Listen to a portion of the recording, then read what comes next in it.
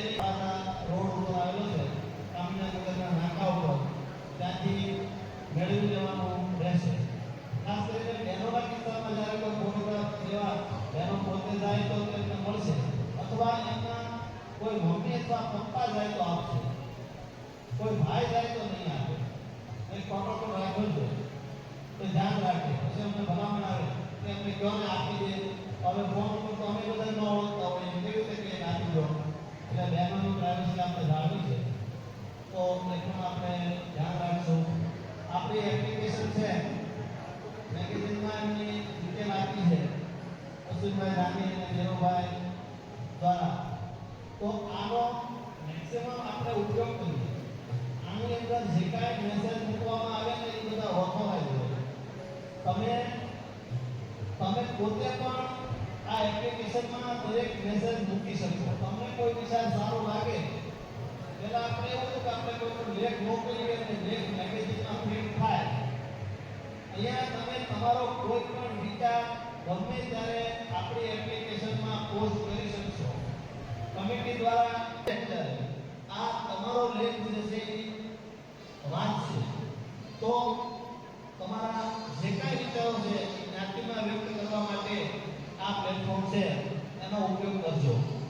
મિત્રો, આ એપ્લિકેશનનો આગામી વિઝન એવું છે, આપણે જે લોકો વ્યવસાય સાથે સંકળાયેલા છે, આપણે કર્મચારીનું સન્માન કરવાના છીએ, પછી વ્યવસાય કરતા લોકોનું પણ એક સન્માન કરવાના છીએ, અને એમની પણ એક ડિરેક્ટરી, આ બધાની એક ડિરેક્ટરી આપણી એપ્લિકેશન હશે, તમને મળશે. ભાવનગરમાં કરિયાણાની દુકાનવાળા કેટલા છે તમને મળશે. લાદી સ્ટાઇલનો વ્યવસાય કરતા કેટલા છે તમને મળશે. એ લોકો ઓનલાઈન કોઈને ઓર્ડર આપતો હોય તો એ પણ આપણે આનો વ્યવસ્થા કરી રહ્યા છીએ કે ત્યાંથી તે આ કમિટીએ મિત્રો ત્યાં સુધી વિચારી રહ્યું છે કે આપણે ખેતીવાડીમાં જે કંઈ પ્રોડક્ટ ઉત્પન્ન થાય છે તો એ આપણે યાર્ડમાં વેચવા જવું પડતું હોય છે, અને અહીંયા સિટીમાં રહેલા લોકોને યાર્ડમાંથી પાછું વધારે ભાવથી લેવા જવું પડતું હોય છે. તો ઓનલાઈન જે લોકો પોતાની ગામડાની વસ્તુ, એક્ઝામ્પલ તરીકે શાકભાજી વેચવા માંગતા હોય તો એ ઓનલાઈન મૂકશે, એ પોતે ત્યાંથી જ મૂકી શકશે, એનો ભાવ પણ એ નક્કી કરી શકશે. લેવામાં આવે તો જ્ઞાતિની આર્થિક સદ્ધરતા મિત્રો એટલી બધી વધશે ને. આજે અહીંયા અમુક સમાજ એવા છે કે આર્થિક સદ્ધરતા બહુ છે, ભૌતિક સુખ સુવિધાની વિશે બહુ છે, સદ્ધર થતી નથી. આમાં જે લોકો ડિસ્કાઉન્ટ આપવા માંગતા હોય એ બધી વ્યવસ્થા આવનારા સમયમાં અમે લોકો કરવાના છીએ. તો એપ્લિકેશનનો દરેક લોકો મેક્સિમમ ઉપયોગ કરે, બધા જ પ્રકારની સર્વિસ એપ્લિકેશનમાં થાય. એજ્યુકેશન, આજે ઘણા બધા પરીક્ષાના વર્ગો ભણવા માટે ક્લાસમાં જવું પડતું હોય, એમાં જે આઈટી ટીમના જાણકાર હોય એ પણ અમને પોતાનો સમયદાન આપવા માંગતા હોય તો કાર્યક્રમ પૂર્ણ થઈ અમને નામ નોંધાવી શકે કે અમે આ સેવા આપશું. એપ્લિકેશનથી પણ અમને જાણ કરી શકીએ કે હું આ ટાઈપની સેવા આપી શકું છું, તમારે મારી જરૂર હોય તો કહેજો, તો આપણે એમનો પણ જે ઉપયોગ કરીશું. આપણે જાણતા નથી, ત્યાં પહોંચી શકતા નથી, અને આપણો નાનો વ્યવસાય ચલાવ્યા કરીએ છીએ. તો આના માટેના સેમિનારો પણ આપણે આવનારા દિવસોમાં કરવાના છે કે જે લોકોને મોટો વ્યવસાય કરે છે અને વધારવો છે તો એને નાણાં ક્યાંથી મળે, ઓછા વ્યાજે. આ વ્યવસ્થાપના સમાજ વિચારી રહ્યો છે, ટૂંક સમયમાં એ કરશે, એટલે સમાજના બધા જ વર્ગોને જ્યાં છે ત્યાંથી આગળના સ્ટેજ ઉપર લઈ જવા માટે આ જ્ઞાતિ કાયમ પ્રયત્ન કરે છે. તો એમાં આ બધા સહકાર આપજો. આભાર. હવે આપણે 70% કામ પૂરું કર્યું છે, 30% કામ બાકી છે એના વિતરણનું, જે આપણે આગળ શરૂ કરીએ. વ્યક્તિ જાય નહીં, બધા ભોજન સાથે લેવાનું છે.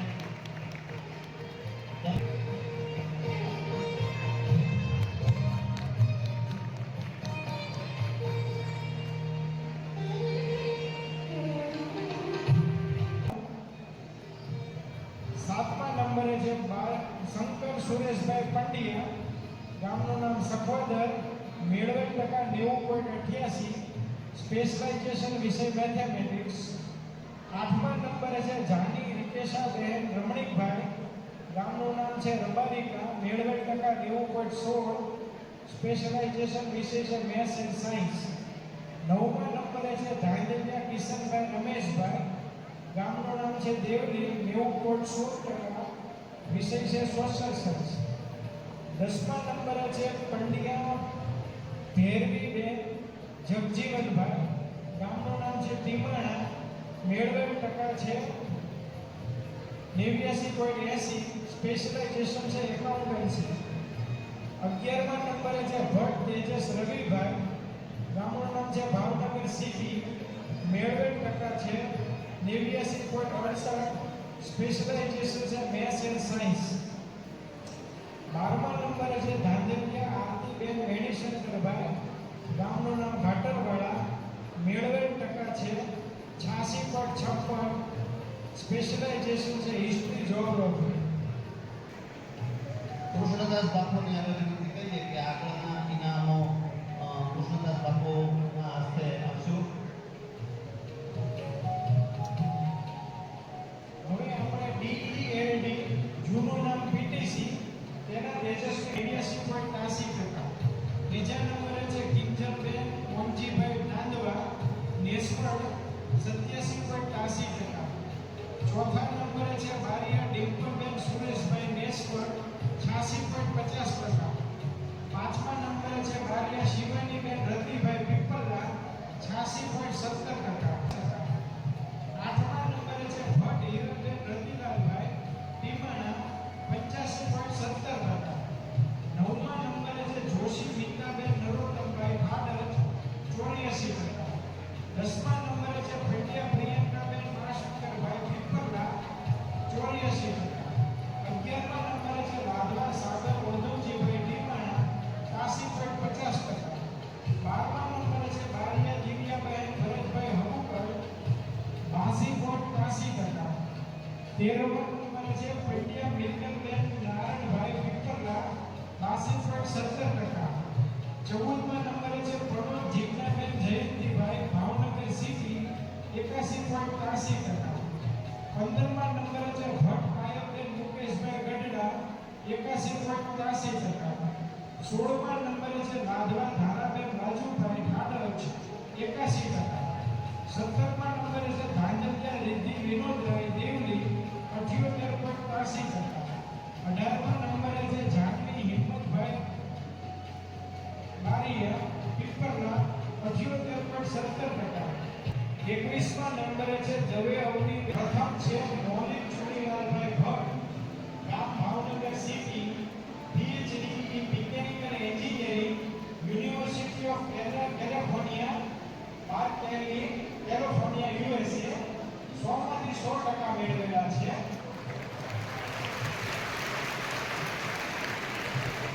એમનો મહિનાનો પગાર 14,97,000 રૂપિયા છે. વાર્ષિક 1,80,00,000 ઉપરનું પેકેજ થયું.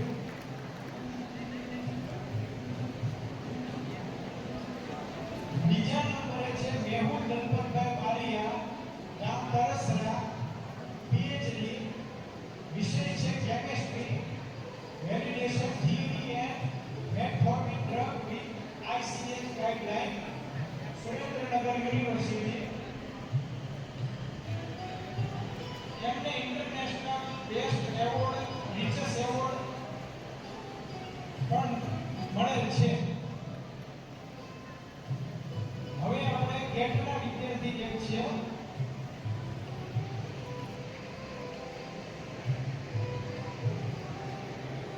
કોમ્યુનિકેશન ટેકનોલોજી, કોમ્યુનિકેશન ટેકનોલોજી 5મા નંબરે સન્માન કરવા જઈ રહ્યા છીએ. પ્રથમ ક્રમે છે ધાંધલિયા કીર્તન કુમાર પ્રતાપભાઈ, ગામ નેસવડ, 8.53 ની CPA.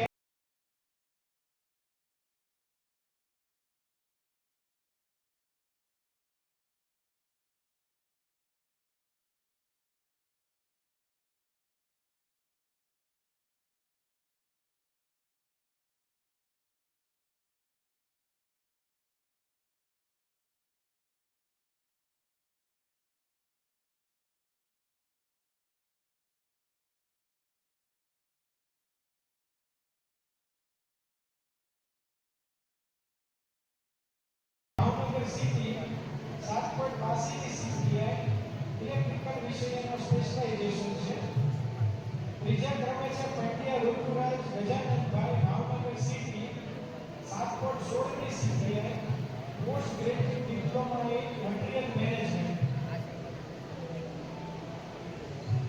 હવે આપણે બીજા ક્રમે છે અજયકુમાર બાબુભાઈ રાંધરિયા ચોપડા, ઇલેક્ટ્રિશિયન સ્પેશિયલાઇઝેશન. ત્રીજા ક્રમે છે હિરેનભાઈ અશોકભાઈ રાંધરિયા ભાકર, એક્સ સેનેટરી ઇન્સ્પેક્ટર. ચોથા ક્રમે છે નાગવા મિહિર કુમાર રમેશભાઈ નેસવર, એક્સ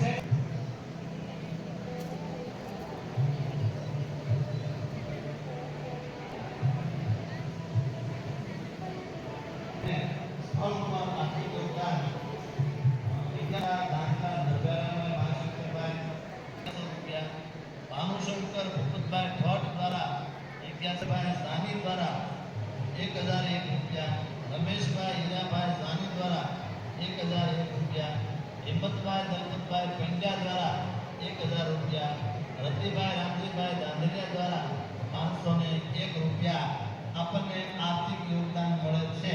તો આપણે એમને તાળીઓના ગડગડાટથી વધાવશું. રાંધરિયા શ્રીકુમાર રાણાભાઈ વેલા, મેળવે ટકા 77.20, સ્પેશિયલાઇઝેશન વિષય છે ઓર્ગેનિક કેમિસ્ટ્રી, જીપી 75.63%, સ્પેશિયલાઇઝેશન છે સાયન્સ. રામ સિંહ 19 શાળાઓ સન્માન કરવા જઈ રહ્યા છે. સ્પેશિયલાઇઝેશન વિષય ઇંગ્લિશ. છઠ્ઠા ક્રમે છે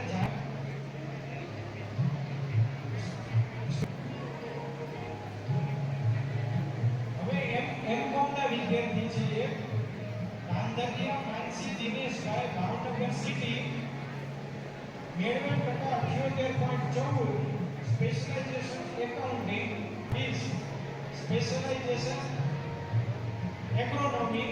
અંકિતા રમણભાઈ પાદરી કોઈ નેશનલ ચેમ્પિયનશિપ ફુટસલ 2025 છે સિલ્વર મેડલ. ત્રીજા નંબરે છે Ramana Yash Premshankarbhai, Bhavnagar city, handball all India inter university handball tournament 2nd position. ચોથા નંબરે છે Pandya Dhruvisha Parsottambhai, Bhavnagar city, national basketball championship 2ય ક્રમ.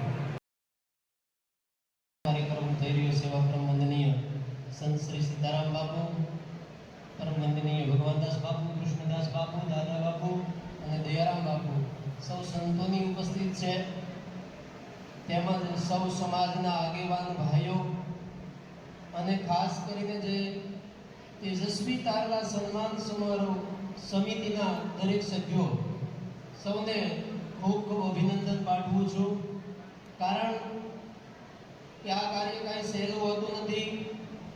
ઝીણી ઝીણી વાતોનું માઇક્રો પ્લાનિંગ કરીને આ કાર્યક્રમ કરવા જઈ રહ્યા હોય છે. નાની નાની વાતો પર ખાસ ધ્યાન રાખ્યું છે. દરેકને પોતાનો સમૃદ્ધિ ચિહ્ન, એ જ નામ, એ જ વ્યક્તિ અને ટાઈમસર પહોંચાડવી હકીકત બહુ અઘરું છે. એવું માઇક્રો પ્લાનિંગ સાથે જે તેજસ્વી તારલા સન્માન સમારોહની સમિતિને સૌપ્રથમ ખૂબ ખૂબ અભિનંદન આપું છું.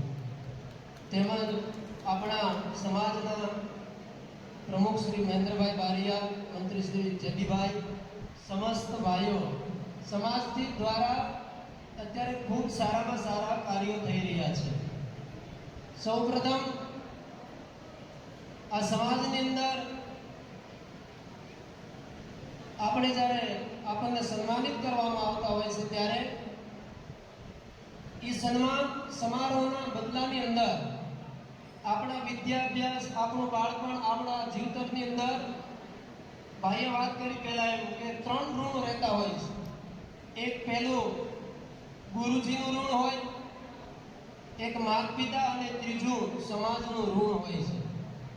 એ ઋણ અદા કરવાનો અવસર પણ આપણને ક્યારેક મળતો હોય છે. આજ કોઈ નાની સંખ્યા નહીં, માત્ર ને માત્ર 1 વર્ષની અંદર 882 તેજસ્વી તારકાનું સન્માન એટલે અધધ કહેવાય. આ સમાજનું ગૌરવ કહેવાય. આપણો નાનો મોટો સમાજ છે તો દર વર્ષે આટલી બહોળી સંખ્યા, આ તો તેજસ્વી તારકા છે. એટલે સમાજનું ઋણ અદા કરવા માટે મારી સૌને વિનંતી છે અહીંયાથી કોઈ કહેશે તો નહીં કદાચ, કારણ કે આપણે પાલીવાગ બ્રહ્મ સમાજમાંથી આવીએ છીએ, આપણે સૌ અયાચક બ્રાહ્મણ છીએ, એટલે કોઈ કહેશે નહીં. પણ વિનંતી એવું કરું કે જ્યારે તમને આવા સમાજમાં જન્મ મળ્યો છે, શિક્ષણ મળ્યું છે અને સમાજનો આપણી ઉપર ઋણ હોય, ત્યારે તમે જ્યારે સર્વપ્રથમ કોઈ પણ સરકારી જોબમાં લાગો કે સારા કોઈ પ્રાઇવેટ કંપનીમાં જોબ મળે અને પહેલો પગાર આવે, ત્યારે આપણે બને ત્યાં સુધી આપણા સમાજને એક પગાર આપવાનું વ્રત લેશું. કારણ કે આપણો સમાજ મજબૂત બનશે તો આવનાર સમયની અંદર આ સમાજમાંથી બીજા તેજસ્વી તારલાઓ ઘણા મળશે અને સમાજ આવા સત્કર્મો કરી શકશે. માત્ર 3 જ પગાર કાઢવા પડે. એક પગાર સમાજ માટે, બીજો પગાર આપણા માતા પિતા માટે અને ત્રીજો પગાર આપણી માં કુળદેવી હોય કે આપણું જે આસ્થાનું સ્થાન હોય કે આપણા ગુરુદેવ જ્યાં હોય, ગમે તે રીતે પણ એમના ઋણમાંથી ઋણ અદા કરવાનો વિચાર આપણે કરીએ અને ઋણમાંથી મુક્ત બનવાનો પ્રયત્ન કરીએ, એવી સૌની પાસે આશા રાખું. અને વિશેષ તો બહુ જાણતો નથી, પરંતુ એટલું બધા નામો લીધા, એમાં જોયું કે ખાસ કરીને આ શક્તિ સ્વરૂપા બહેનો છે, એના નામો ઝાઝા છે. એ શક્તિ આગળ છે અને વાલા ભાઈઓના નામ ઓછા છે. એટલે વિનંતી કરીશ કે આવનાર સમયની અંદર ભાઈઓ પણ આગળ વધે, કારણ કે ઘર ચલાવવાની જવાબદારી ભાઈઓના હાથમાં હોય છે. બહેનોને તો ઘર સંચાલનની જવાબદારી હોય છે ગૃહિણી તરીકે, છતાં પણ બહેનો આગળ નીકળતી જતી હોય છે. અને એક સમય જાજો નથી લેવો, પણ વાત કહેવાનું મને એટલું થાય, હું નામ સાંભળતો હતો, આર્ટ્સની અંદર એકલી બહેનોના જ નામ આવતા હતા. આર્ટ્સની અંદર એકલી બહેનોના નામ આવતા હતા અને જ્યારે 12 સાયન્સનો વારો આવ્યો ત્યારે એકલા ભાઈઓના નામ આવતા હતા. એનો તફાવત સમજાણો નહીં, પણ મને લાગે છે કદાચ પોતાના વાલીઓ એવું વિચારતા છે કે સાયન્સ આવે તો મારો છોકરો આગળ વધે, અને એમાં કદાચ ફી પણ વધારે ખર્ચવી પડતી હોય છે. એટલે વાલીઓ આ શક્તિમાં કદાચ ધ્યાન ઓછું આપતા છે અને ભાઈઓમાં ફી ભરવામાં વધારે ધ્યાન આપતા છે. તો જ સાયન્સમાં ભાઈઓ વધારે હોય. આ શક્તિને દબાવી રાખવામાં આવી છે, જેને આર્ટ્સની અંદર પણ દબાવવા છતાં શક્તિ દબાતી હોતી નથી ને આર્ટ્સની અંદર સારામાં સારું પરિણામ લાવી અને સમાજને આપતી હોય છે. એટલે આવનાર સમયની અંદર બહેનો પણ સાયન્સની અંદર વધારે ભાગ લે એવી સૌને વિનંતી. અસ્તુ. જય સિયારામ.